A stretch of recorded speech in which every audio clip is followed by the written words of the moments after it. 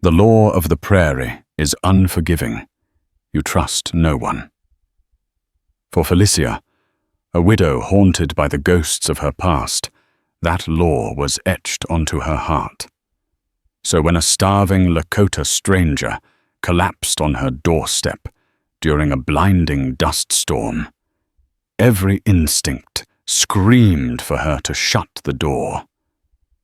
He was the enemy, the face of the conflict that had stolen her husband. But his eyes, delirious with hunger, held no malice, only a desperate plea for life.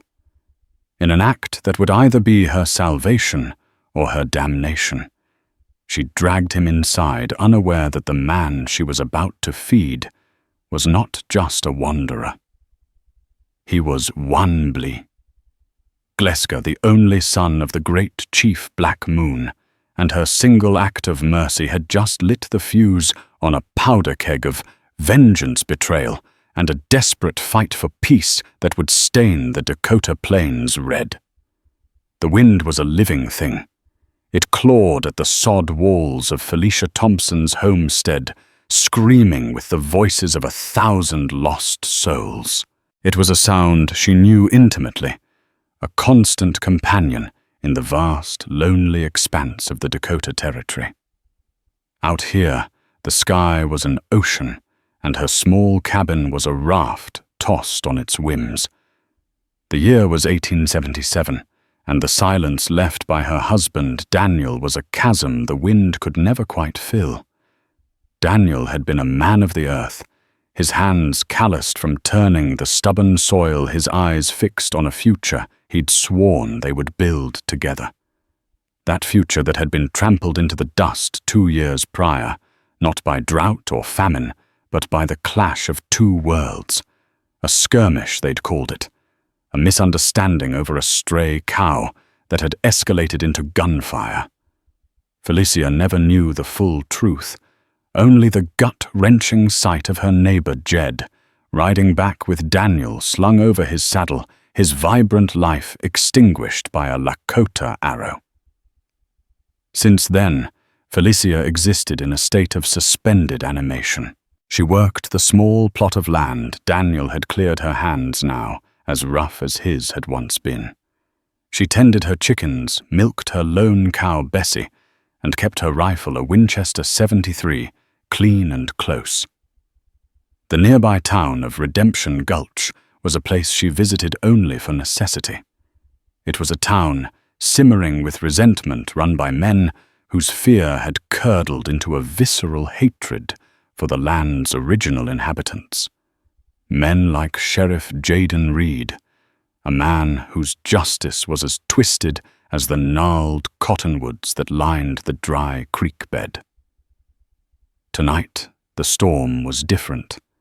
It wasn't the cleansing fury of a thunderstorm, but the choking, blinding rage of a dust storm. The sun had vanished at midday, replaced by a bruised ochre twilight. Red dust, fine as flour, seeped through every crack in the cabin, coating her furniture, her tongue, her very lungs.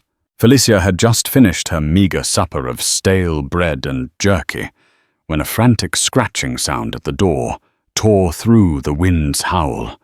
It wasn't the familiar pawing of a lost calf. It was human. Her heart leaped into her throat. No one traveled in a storm like this. No one sane. Her hand went instinctively to the Winchester, propped against the wall. She moved silently, her bare feet making no sound on the rough-hewn floorboards. Peering through the small, grimy window pane, she could see nothing but a swirling vortex of red-brown chaos. The scratching came again, weaker this time, followed by a heavy thud against the wood. "Who's out there?" she called out, her voice tight and sharp. The only answer was the keening wind. Fear and caution warred with a flicker of something else, a desperate loneliness that ached in her bones. Daniel would have flung the door open, ready to face whatever lay beyond. But Daniel was dead, and his brand of open-hearted courage had died with him. She was all that was left. Taking a deep breath, she unlatched the heavy bar. With the rifle held ready at her hip, she pulled the door inward. The storm surged into the cabin, a physical blow of wind and grit that made her stagger back. Sprawled on her doorstep was a man. He was Lakota. The high cheekbones, the long black hair matted with mud and dust, the buckskin leggings, it was all unmistakable. He was gaunt, his face a mask of suffering, his lips cracked and bleeding. He lay in a heap, one hand still outstretched as if in a final desperate plea. He was the spectre of her deepest pain, the very image of the men she had been taught to hate and fear. Every fiber of her being screamed to slam the door, to leave him to the mercy of the storm. He was the enemy. He was the reason Daniel was gone. The townsfolk in Redemption Gulch would lynch her if they knew. Sheriff Reed would likely pin a medal on the storm for doing his work for him. She raised the rifle, the cold metal a familiar and terrible comfort in her hands. She could end it. One pull of the trigger, and the threat would be gone. Her heart hammered against her ribs, a frantic drumbeat against the storm's symphony. But then the man's eyes fluttered open. They weren't filled with the warrior's fury she had imagined for 2 long years. They were clouded with delirium, unfocused and stripped of all pride and aggression. In their depths, she saw not a faceless enemy, but a human being at the ragged edge of existence. He looked at her, or rather through her, and a single word, a dry, rasping whisper escaped his lips. "Minnie." "Water." The rifle barrel wavered. Her finger, white-knuckled on the trigger, eased its pressure. In that moment, he was not a Lakota warrior. He was not a symbol of her grief. He was a man dying of thirst on her doorstep, and she, in her desolate solitude, was a woman who still remembered what it was to be human. With a choked sob that was equal parts anger, fear, and a strange, unfamiliar pity, Felicia lowered the Winchester, cursing herself, cursing Daniel for leaving her, cursing the whole God-forsaken land. She hooked her arms under the stranger's shoulders. He was surprisingly light, all bone and sinew, his body radiating a dangerous heat. With a grunt of exertion that tore at her throat, she dragged him out of the storm's fury and into the relative quiet of her cabin, kicking the door shut against the howling world outside. He collapsed onto her floor, a broken figure on the dusty planks. For a long moment, Felicia stood over him, her chest heaving, the rifle still clutched in her hand. The air was thick with the scent of rain-soaked leather sweat and the red dust of the earth. She had just invited the ghost of her past into her home. She didn't know his name or his story, but she knew one thing with a terrifying certainty: nothing would ever be the same again. She laid the rifle on the table, well within reach, and knelt beside him. His breathing was shallow, his skin burning with fever. Gently she brushed the matted hair from his face. He was young, perhaps only a few years older than her own 24 years. A deep, jagged gash ran along his ribs, crusted with dried blood and dirt, a wound that looked days old and badly infected. He wasn't just starving, he was gravely injured. Pushing aside the tremor in her hands, Felicia moved to the water barrel. She dipped a ladle into the precious liquid and brought it to his lips. He drank greedily, choked, and drank again, the small animal sounds of his thirst echoing in the small cabin. When he could drink no more, his head lolled to the side, and he slipped back into unconsciousness. Felicia sat back on her heels, the weight of her decision pressing down on her. She had fed a starving Lakota stranger. She had given water to her enemy. She had no idea that this man whose life now lay in her hands was Wanblee Gleska-spotted eagle, the pride and only son of Chief Black Moon of the Oglala Lakota. She did not know that he was on the run, not from the white man, but from a treacherous rival within his own camp, a man who had framed him for a crime against his people. And she could not possibly imagine that this single act of compassion had just set her on a collision course with the most ruthless man in the territory, a man who would burn the world down to see them both hang.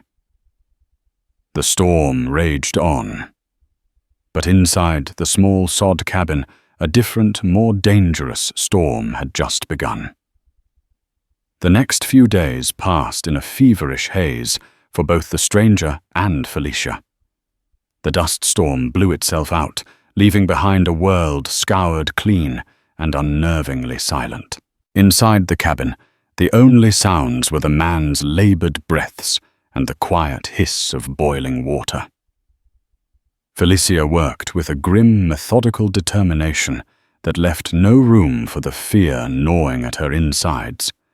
She tore strips from one of Daniel's old shirts. A pang of guilt shot through her, but necessity was a harsh master, and cleaned the ugly wound on his ribs. It was worse than she'd thought. The flesh was inflamed and streaked with red, the infection running deep. Using a poultice of yarrow and willow bark, an old remedy her mother had taught her, she dressed the wound as best she could. She forced broth thin and hot between his lips whenever he stirred. He remained delirious, muttering in a language she didn't understand, his words punctuated by shudders of pain. In his fever dreams, he seemed to fight unseen battles, his hands clenching his body, tensing as if to ward off a blow. During these long, watchful hours, Felicia found herself studying him.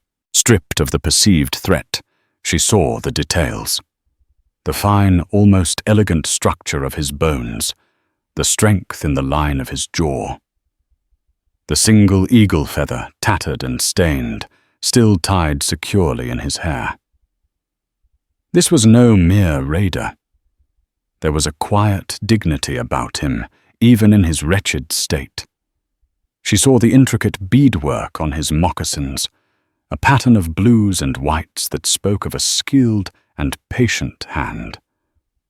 Someone had cared for this man. A mother. A wife. On the third day, the fever broke. Felicia woke to find him watching her, his eyes clear and lucid for the first time. The dark obsidian gaze held a mixture of confusion, caution, and a flicker of gratitude. The silence stretched thick with unspoken questions. "You were thirsty?" Felicia said, her voice raspy from disuse. She gestured toward the water ladle. He pushed himself up on one elbow, wincing as the movement pulled at his side. He looked at the clean bandage, then back at her.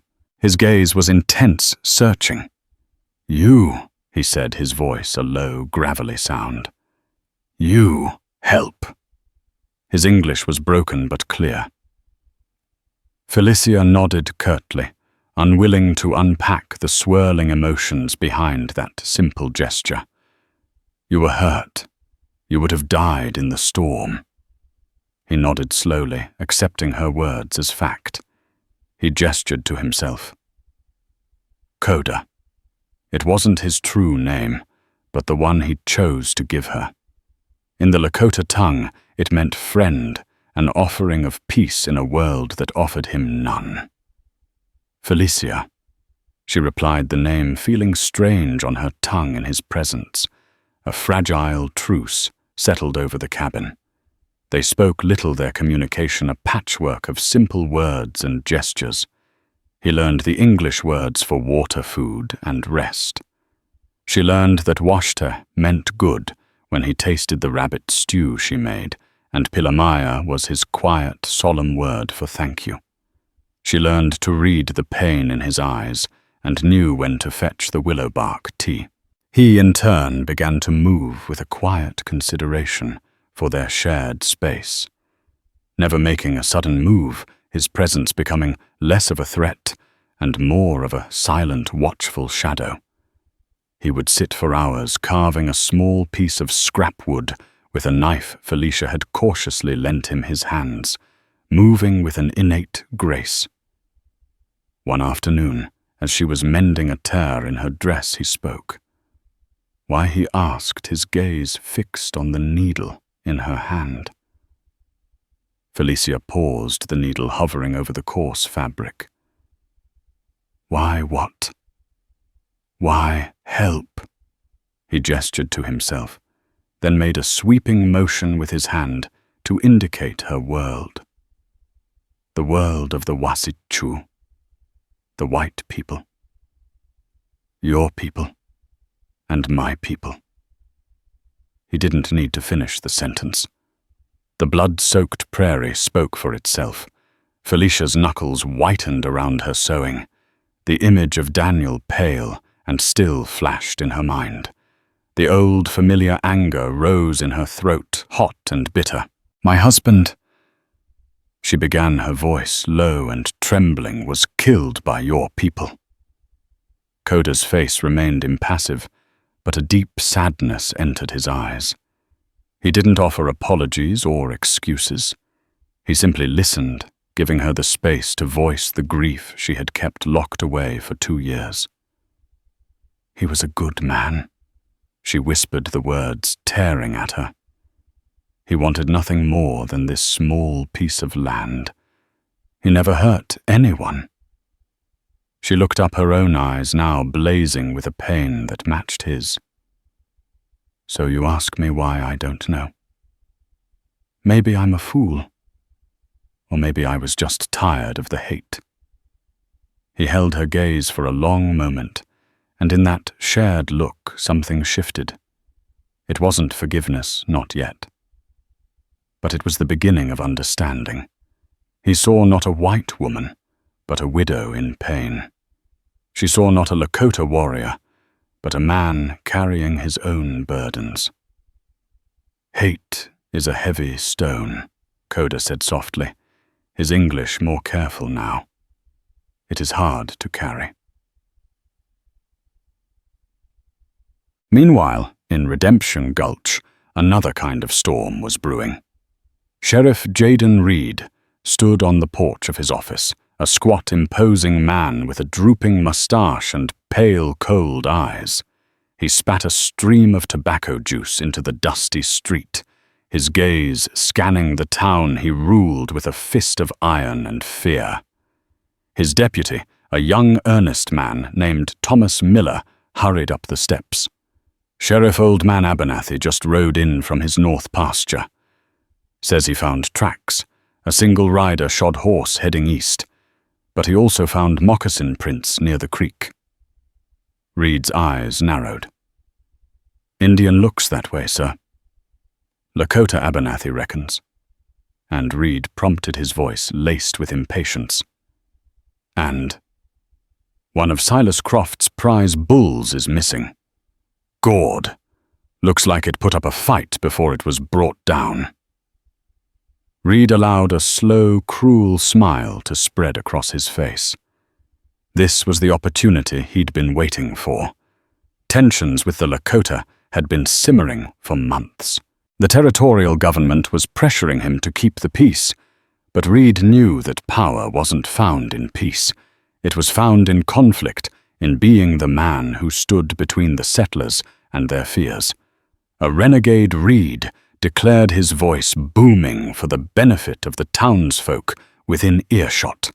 A savage stealing from good, hard-working folk, killing livestock for sport. We don't know that for sure.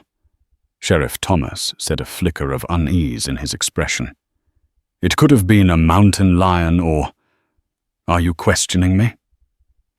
Deputy Reed's voice dropped, becoming silky and dangerous. I see a Lakota track, and a dead bull. I see a crime, and I see a chance to remind those red devils who this land belongs to now. You round up a posse. I want at least 10 men. We're going hunting." Thomas paled slightly. His older sister Felicia lived out on her own, isolated, right in the direction those tracks were heading. A knot of anxiety tightened in his stomach. He'd begged her to move into town after Daniel's death, but she was as stubborn as their father had been. "Sir, my sister lives out that way. Maybe I should ride out first. Make sure she's all right. Warn her."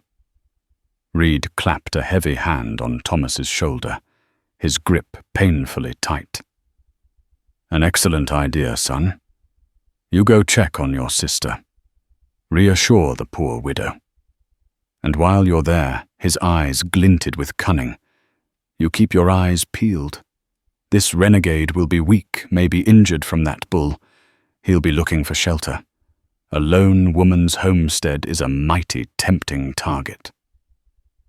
The implication was clear. Thomas wasn't just going to check on Felicia. He was being sent to spy on her. The thought made him sick, but defying Sheriff Reed was professional suicide, and potentially much worse. "Yes, sir," Thomas muttered, his heart heavy with dread. As he saddled his horse, he couldn't shake the feeling that he was riding toward a disaster he had no power to stop. He prayed he would find his sister safe and alone. He prayed the tracks would lead far away from her small, vulnerable homestead. He prayed, but in the Dakota Territory, prayers were often scattered by the wind. Back at the cabin, Coda had finished his carving. He held it out to Felicia. It was a small, exquisitely detailed eagle, its wings outstretched as if in flight. A perfect miniature replica of the bird it was named for.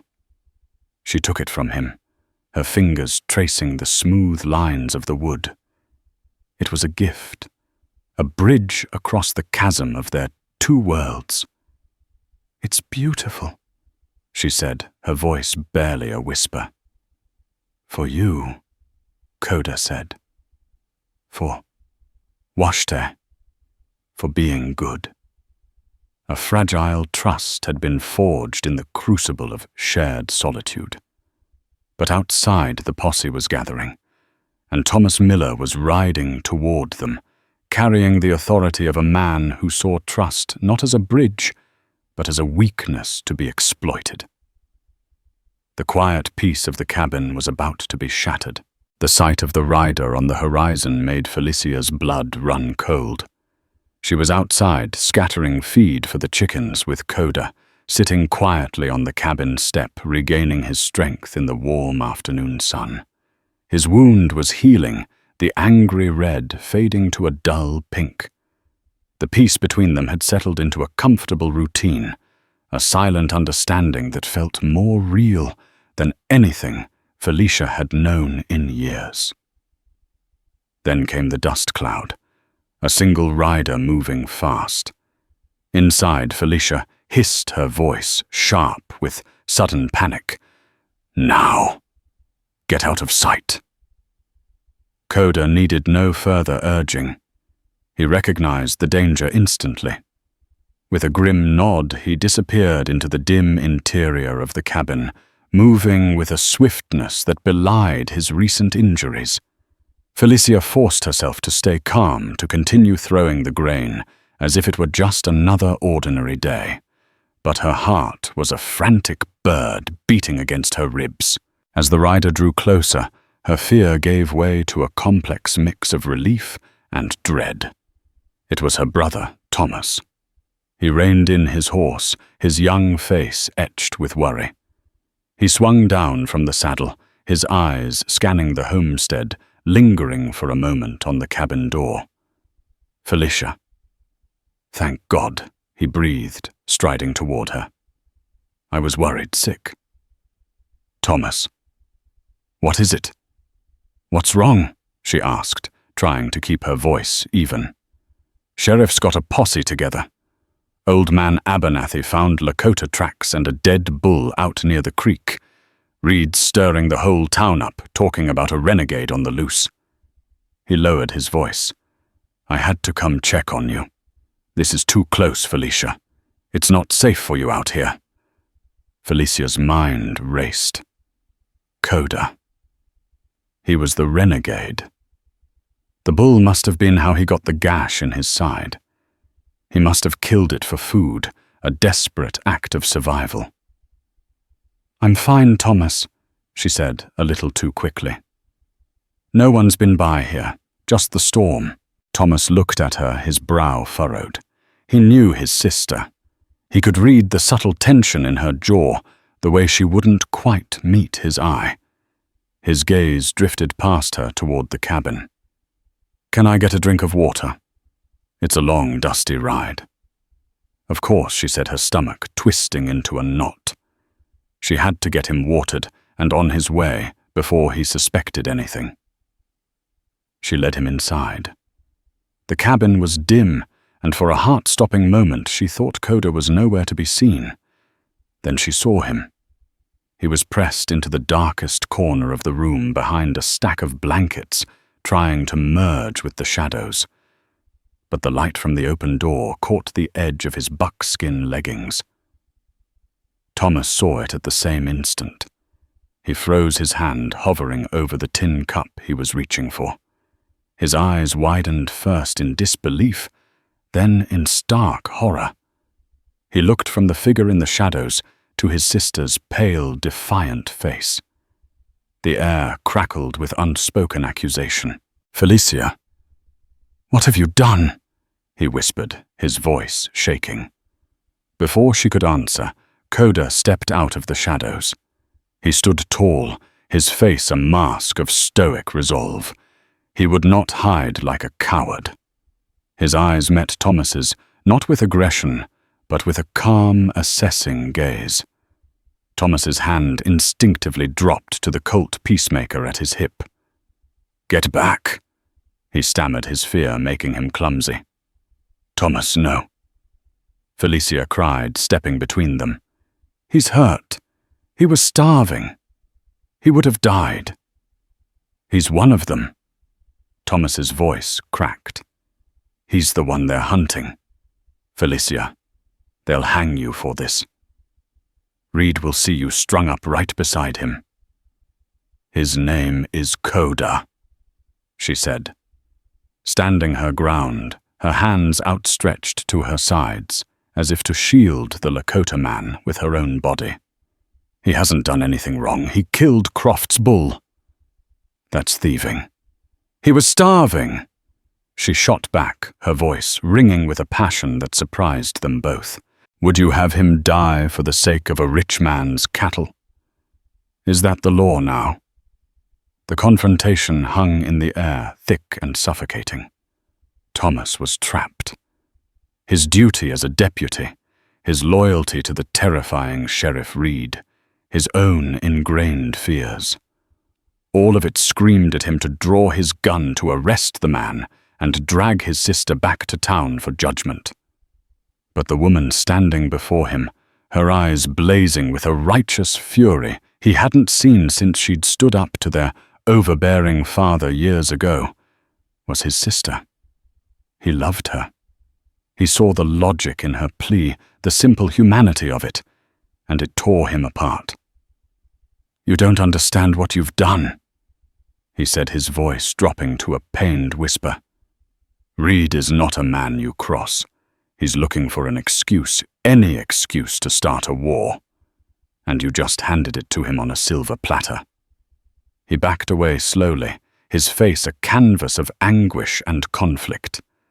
He looked from Coda to Felicia, then stumbled out of the cabin, his mind in turmoil. Thomas, wait, Felicia called, following him out into the sunlight. He mounted his horse, his movements jerky. He couldn't look at her. I won't say anything. He muttered, his voice thick with emotion. I'll tell Reed I checked on you, that you were fine, that I saw nothing. But you have to get him out of here, Felicia. Tonight. Get him away before that posse finds him. Before they find you." He didn't wait for a reply. He spurred his horse and galloped away, leaving Felicia standing in a cloud of dust, her brother's warning echoing in her ears. The betrayal, when it came, was not from Thomas. He kept his word. He rode back to town and reported to Reed that his sister's homestead was clear. It came from a place Felicia had never suspected. Later that evening, as twilight painted the sky in shades of purple and orange, Felicia was packing a small bundle for Coda, some dried meat, a small pouch of water, and the last of her healing salve. His wound was better, but not fully healed. A long journey on foot would be perilous. "You must go," she told him, her voice heavy with a sorrow that surprised her. "My brother. He will not tell but the sheriff. He is a suspicious man. They will search." Coda nodded, his face grim. He took the bundle from her. "You have a good heart, Felicia Washte," he said, using the Lakota word for good. "I will not forget." Their quiet farewell was interrupted by the sound of approaching horses. Not one rider this time, but many. The posse. Panic seized Felicia. "They're here, the back. Go out the back window." But it was too late. The cabin was surrounded. The rough, commanding voice of Sheriff Reed boomed through the twilight. "Felicia Thompson, we know you're in there, and we know who you're hiding. Send out the renegade, or by God we'll burn you out." How? How could they have known? Thomas hadn't told them. The answer came in the form of a man stepping forward into the light of the posse's torches. It was Jed, their neighbor. The same man who had brought Daniel's body home. A man who had offered his condolences and brought her food in the weeks after. He stood beside Sheriff Reed, his face a mixture of shame and self-righteousness. "I saw him," Sheriff Jed said, his voice loud enough for Felicia to hear. "Saw him with my own eyes a couple days back, sitting on her porch clear as day. I didn't want to believe it, a God-fearing widow like her. But I couldn't let it stand. Not after what they did to Daniel. The betrayal was a physical blow, stealing the air from Felicia's lungs. Jed, who had pretended to be a friend, had been spying on her, judging her. He had used her husband's memory as a weapon against her. Inside the cabin, Coda drew himself up to his full height. He looked at Felicia. His eyes filled not with fear, but with a deep, weary resignation. He placed a hand gently on her arm. "Do not fight for me," he said, his voice low and firm. "You have done enough." He walked to the door, opened it, and stepped out into the torchlight, his head held high. He stood before the posse unarmed and unflinching, a solitary, proud figure against a backdrop of angry, hate-filled faces. Sheriff Reed grinned a predator's smile. "Well, well, look what the cat dragged in. Tie him up, boys. He's got a date with the gallows in Redemption Gulch." Two men lunged forward, roughly binding Coda's hands behind his back. He did not resist. His eyes, however, found Felicia's across the yard. In them, she saw no blame, only a silent, profound farewell. Reed then turned his cold eyes on Felicia. "As for you, Mrs. Thompson," he sneered, "you're a traitor to your own kind. The good people of this town will have a thing or two to say about that." They dragged Coda away, tying him to a horse. Felicia stood frozen on her doorstep, the warmth of Coda's hand still lingering on her arm. She was an outcast. Her trust had been broken, her kindness twisted into a crime. She had tried to save one man, and in doing so it seemed she had damned them both. The fragile peace was not just shattered, it had been ground into the dust under the boot heel of betrayal. The main street of Redemption Gulch had become a stage for a grim theater of hate. Sheriff Jaden Reed, reveling in the spotlight, dragged Coda through the thick dust. The ropes on his captive's wrists pulled cruelly tight. Coda did not stumble. He walked with a straight-backed, defiant grace that seemed to mock the baying crowd, his silence a more profound rebuke than any curse. Each jeer, each gob of spit that landed near his feet was absorbed by a dignity so complete it was infuriating. The townsfolk, their fears masterfully played upon by Reed, saw not a man but a symbol of everything they dreaded in this vast, wild land. Felicia was forced to walk behind them. Her own hands bound the coarse rope, chafing her skin. She was the second act in this play, the traitor. The faces in the crowd were a gallery of horrors. She saw Mrs. Gable, from whom she bought flour, her mouth a tight O of scorn. She saw the blacksmith, his muscular arms folded, his eyes hard as the iron he forged. These were people she had known, shared pleasantries with people who had mourned with her. Now they looked at her as if she were a contagion. Her gaze found Jed Abernathy, her neighbor, the man who had carried her husband's body home. He stood near the sheriff's office, puffing out his chest, accepting congratulatory pats on the back. He had transformed his petty jealousy and fear into a pillar of civic virtue, and the sight of his self-satisfaction made Felicia sick to her stomach. Reed shoved Coda into the sweltering darkness of the town jail, the iron door clanging shut with a sound of finality. Then, grabbing Felicia by the arm, he pushed her into his office. "You can wait in here." He sneered, his tobacco-stained breath hot on her face. "Best seat in the house for the show at dawn." The lock clicked shut, plunging her into a dim, suffocating silence, broken only by the noise from outside. Through the barred window, she could see it all. The gallows, a skeletal frame of raw yellow pine, was being erected in the center of the square. The sound of hammers echoed with a grim, festive urgency. Men who were usually farmers, shopkeepers and ranch hands, had become ghoulish carpenters, their work fueled by whiskey and righteous fury.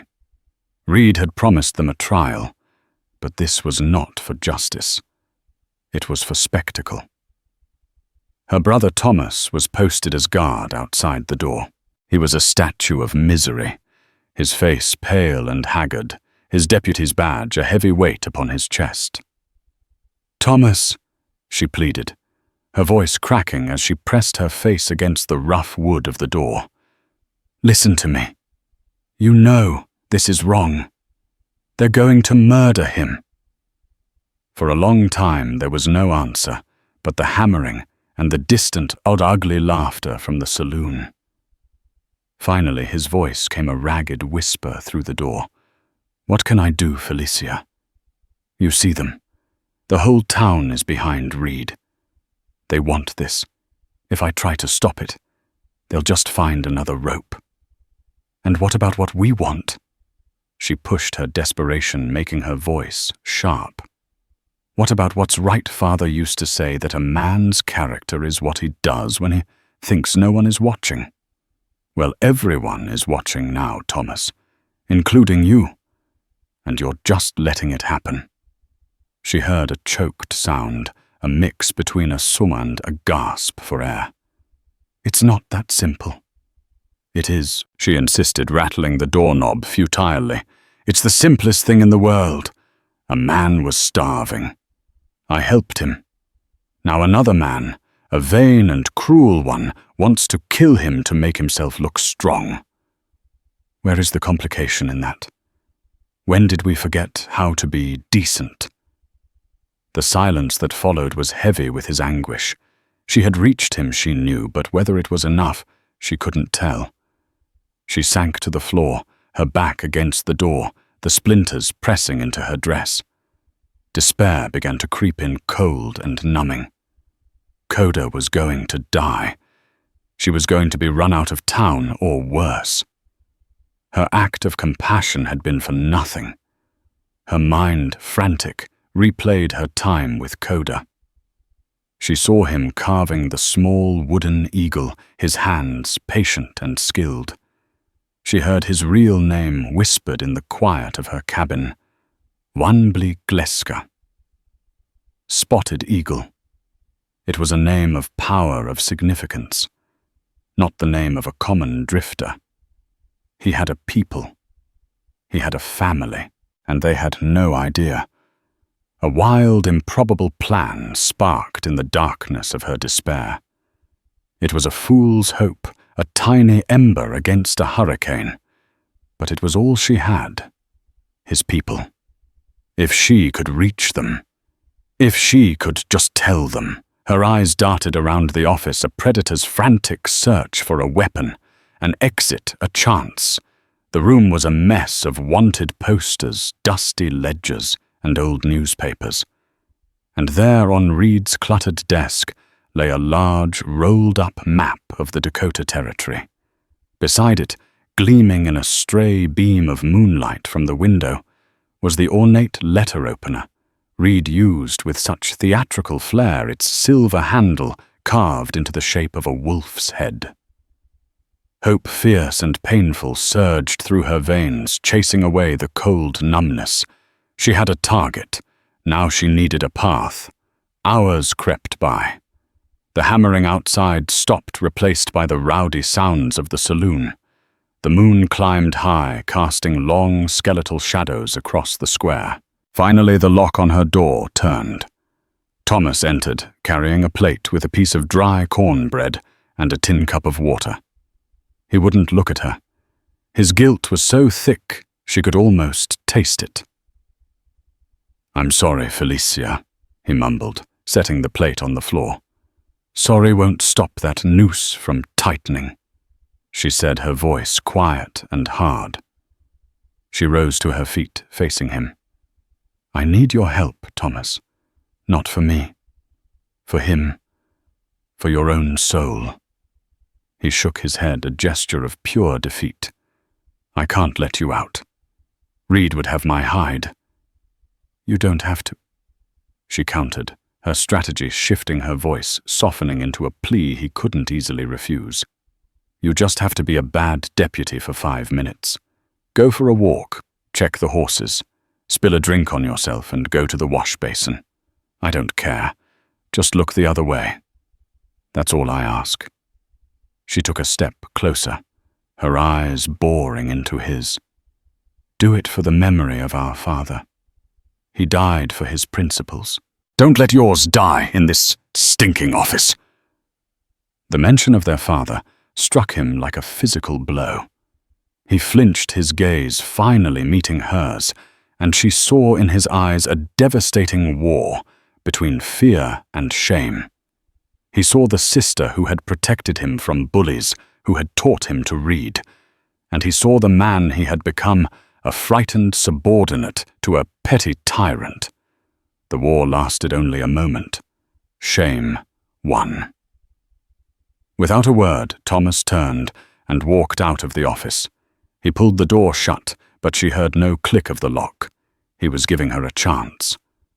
Felicia flew across the room.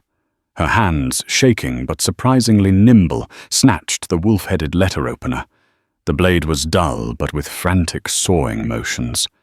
She worked at the thick rope around her wrists until it fell away, leaving her skin raw and bleeding. She grabbed the map, her heart hammering against her ribs. She recalled Coda pointing northwest, his voice soft with reverence, as he spoke of the Paha Sapa, the Black Hills, the heart of all that is. It was a desperate gamble, but it was the only one she had. The back window of the office was grimy and stiff, but with a surge of adrenaline, she forced it open just enough to slip through. She landed silently in the deep shadows of the alley, her body trembling. The town was deceptively quiet now, the energy of the mob having retreated into the saloon for a final round of drinks before the dawn execution. Every shadow seemed to hold a threat. Every gust of wind sounded like a footstep. The livery stable was impossible, a beacon of light and activity at the end of the main street. All she could do was run to put distance between herself and this hateful place on foot. She began to creep down the alley, planning to circle around the edge of town, when a figure stepped from the darkness, grabbing her arm. A scream caught in her throat, but a hand clamped firmly over her mouth. She thrashed her eyes wide with terror until she saw the face of her captor in the moonlight. It was Thomas. "You're certifiably insane." He breathed, his voice a mixture of terror and awe. He released her, his own hands shaking. "You'll never make it on foot. They'll have trackers out at first light." He looked less like a deputy now, and more like a co-conspirator, his eyes wild with the thrill and fear of his own rebellion. He pressed a heavy canvas pouch into her hand, jerky hardtack, a full canteen. Then he turned and pulled the reins of a saddled horse from deeper in the shadows. It was his own mount, a sturdy bay. "Reed sent me to patrol the East Road," he explained in a frantic whisper. "He thinks if you ran, you'd head back to the homestead. He underestimated you." He pushed the reins into her hands. "I never did. Ride northwest. Follow the North Star. Don't stop for anything. And Felicia," his voice broke, "don't ever come back here. There's nothing left for you in this place." Tears she hadn't realized she was holding back streamed down her face, tracing paths through the dust on her cheeks. She looked at her brother, no longer seeing the timid boy, but a man who had in this single moment found his courage. "Thank you, Thomas." "Go," he urged, slapping the horse's flank. "Be the person I should have been." She didn't need a second command. She dug her heels into the bay's sides and flew from the alley, a ghost disappearing into the vast, dark prairie. Behind her, the town of Redemption Gulch slept, dreaming of a hanging, unaware that its judgment was now thundering towards it. The ride was a blur of wind stars and burning muscles. Felicia rode through the night, guided by the cold, distant light of the North Star. The prairie, so empty by day, was alive at night with the calls of coyotes and the whisper of unseen things. Every shadow was a pursuer, every sound a threat. She rode until the horse was lathered, and she was numb with exhaustion. The next day was a crucible. The sun beat down, turning the plains into a shimmering, hazy furnace. Her water supply dwindled. Her body screamed in protest. More than once she swayed in the saddle, tempted to fall, to let the enormous silence of the land swallow her whole.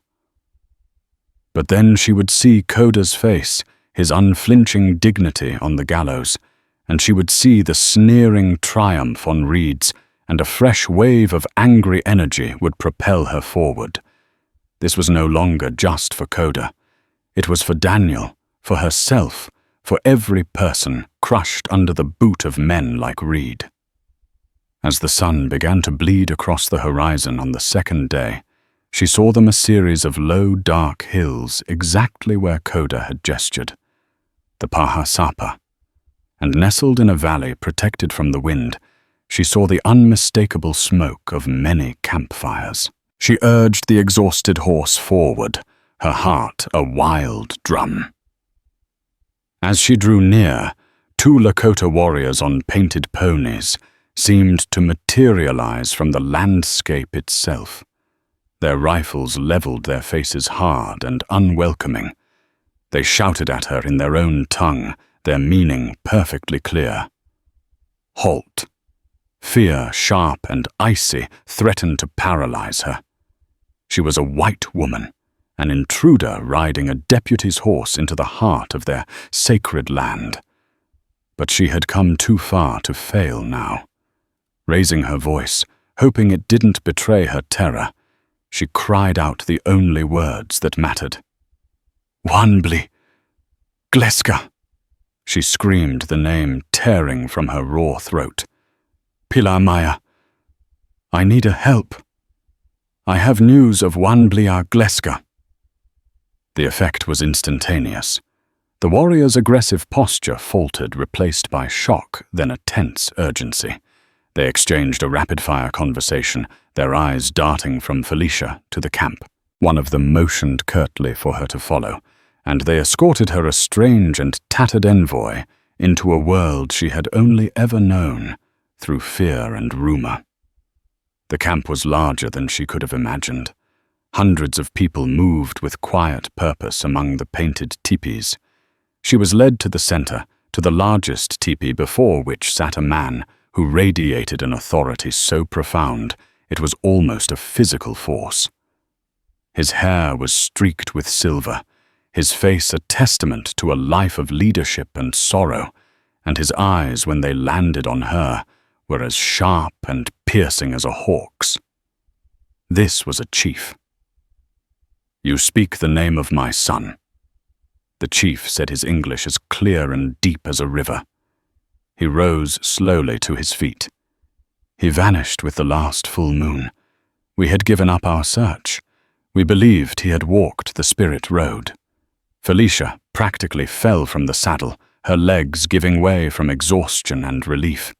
"He is alive," she gasped, the words tumbling out in a rush. "But they mean to hang him. In a white man's town called Redemption Gulch. They call him a thief. They will kill him at dawn." The chief's face, which had flickered with a fragile hope, hardened into a mask of cold fury. He listened, his imposing stillness, a stark contrast to her frantic recounting of the storm, the wound, the Posse Jed's betrayal and Koda's capture. When she finished, Chief Black Moon stood in silence. For a long moment, the entire camp seeming to hold its breath around him. "My son is no thief," he finally stated, his voice ringing with a power that vibrated through the very ground. "He was betrayed here among his own people. A rival named Tashunka Sapa Black Horse wants to lead our people down a path of surrender. He accused my son of conspiring to sell our sacred hills to the Iron Road. It was a lie designed to poison the council against him. My son fled to protect his honor, to find proof of his innocence before he faced a false judgment. Black Horse believed his own hunters would find my son, or that the prairie would claim him. He did not count on you." He turned from Felicia and faced his people, his voice rising a call to action that needed no translation. "Tashunka Sapa will face the justice of the Lakota, but first we ride. We ride for Wanbli Gleska. We ride for my son." There was no savage war cry. Instead, a low, powerful murmur swept through the camp as warriors moved with grim, silent purpose. Within an hour, a force of over 100 riders was assembled, their faces painted not for war, but for a solemn, deadly duty. They thundered out of the valley, a river of righteous fury. With Felicia, the unlikely catalyst, riding beside the great Chief Black Moon. They arrived with the dawn. The first pale light was just creeping over the horizon, painting the sky in soft shades of grey and pink. In the town square, the gallows stood stark against the morning sky. Redemption Gulch was awake. The morbidly curious gathered to see their justice done. Koda was already on the platform, the noose, a horrifying necklace around his neck.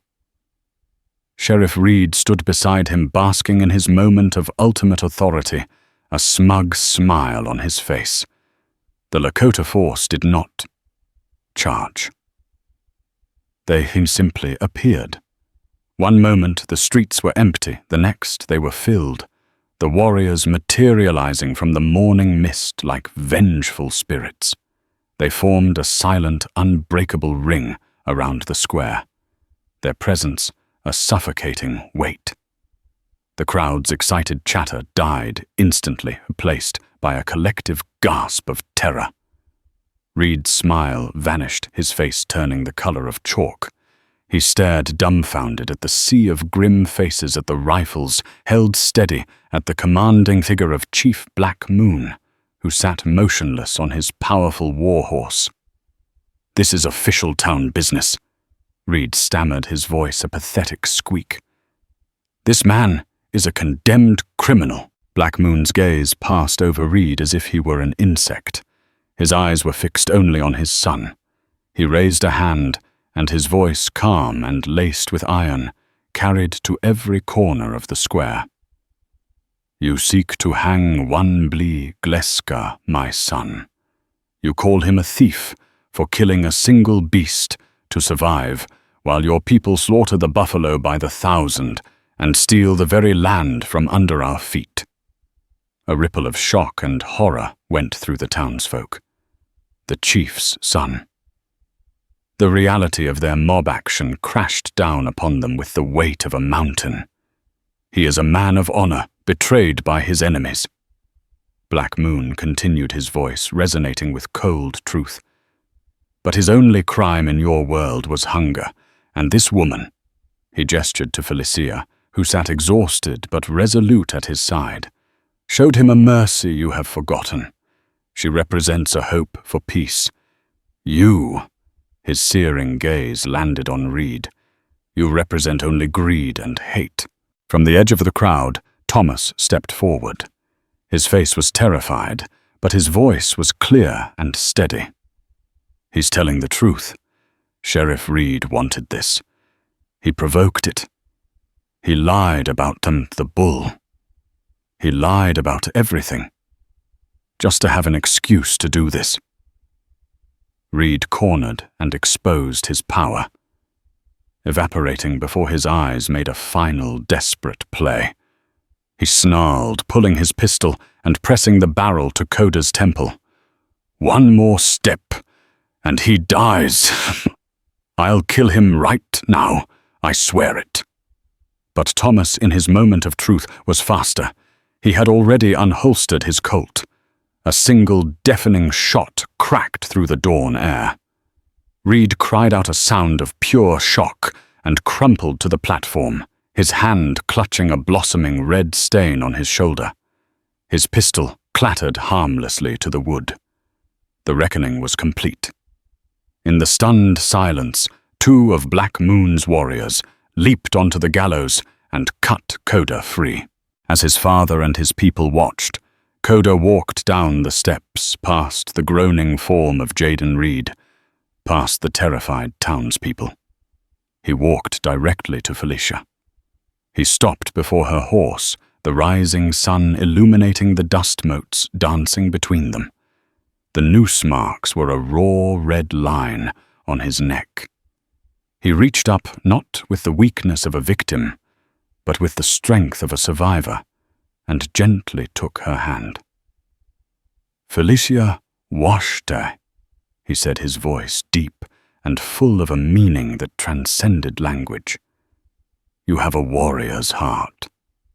In his eyes, she saw not just gratitude, but a profound recognition, a bond forged in desperation and sealed in courage.